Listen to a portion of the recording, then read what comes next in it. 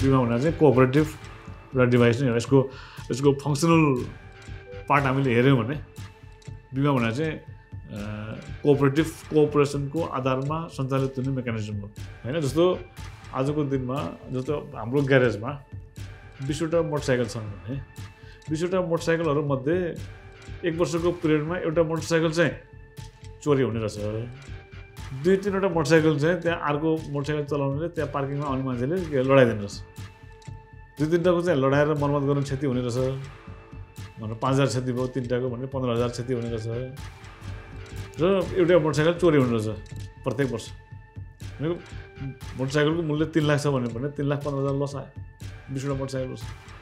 20जना हामी अब 20जना भने त हामी सिमिलरली जसको पनि त मोटरसाइकल त लस हुन सक्यो नि त होइन जसको पनि चोरी हुन सक्यो जसको पनि ढलाइदिन सक्यो कि होइन ढलाइदिन सक्यो ढलाइदियो भने मोटरसाइकल त्यहाँ पार्किङमा ढल्यो भने 5,000 जति कस्ट आउनु रहेछ एभरेज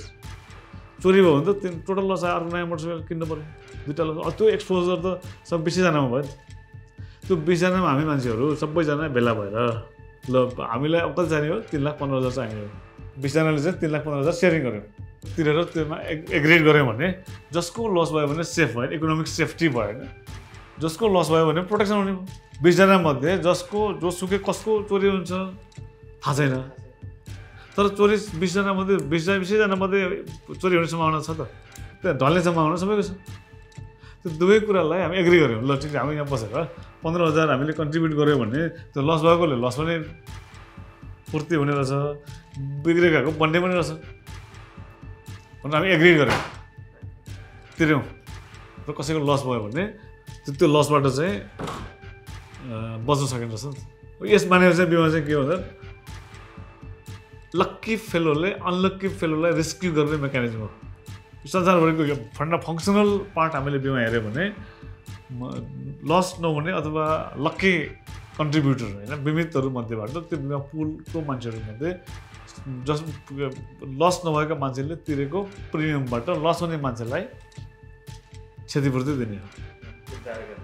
यो मेकानिजम हो यो त्यो भएको भएर यो सस्टेनेबल छ यो वैज्ञानिक प्रणालीमा आधारित विषयवस्तु होइन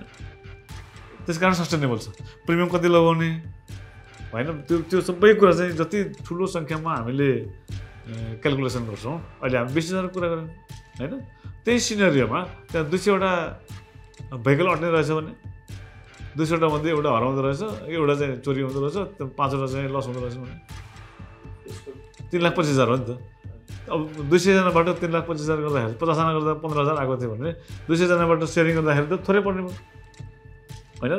जति धेरै मान्छेको होमोजेनियस एक्सपोजरको बिचमा सेयरिङ गराउन सक्यो त्यति थोरै कस्टमा रिस्क म्यानेजमेन्ट हुनसक्छ भन्ने प्रिन्सिपल यहाँ लागु हुन्छ फङ्सनल हामीले कुरा गऱ्यो भने त्यसलाई चाहिँ हामीले ल अफ लार्ज नम्बर भनेर बिमामा एप्लाई गरिन्छ बिमाको म्याथमेटिकल बेसिस भनेको चाहिँ सहकार्यमा आधारित मेकानिजम हो र यसमा चाहिँ ल अफ लार्ज नम्बर लागु हुन्छ